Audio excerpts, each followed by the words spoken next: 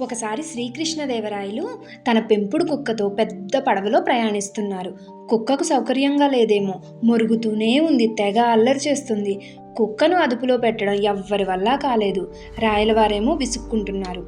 చివరకు తెనాలి రామకృష్ణుడు వచ్చి, మహారాజా, తమరు అనుమతిస్తే కుక్కను నేను అదుపు చేస్తాను అని అన్నాడు. సరేనన్నారు రాయలవారు. వెంటనే రామకృష్ణ ఆ కుక్కను తీసుకుపోయి నదిలో పడేశారు. కుక్క ప్రాణభయంతో ఈత కొడుతుంది.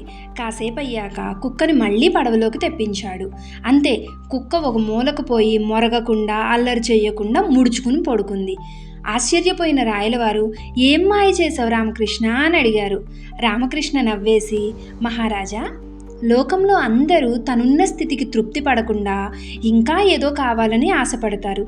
నీటిలో పడేశాక అంతకుముందు తనెంత సురక్షిత ప్రదేశంలో ఉన్నదో అర్థమయ్యి కుక్కకి జ్ఞానోదయం అయింది అని అన్నాడు. అదేవిధంగా మన పిల్లలకు కూడా ఎన్ని సౌకర్యాలు కల్పించినా వాటి విలువ అర్థం కావడం లేదు. కావున కష్టం యొక్క విలువను సమాజంలో ఏమాత్రం సౌకర్యాలు లేకుండా జీవించే వారిని గురించి తెలియజేయాలి.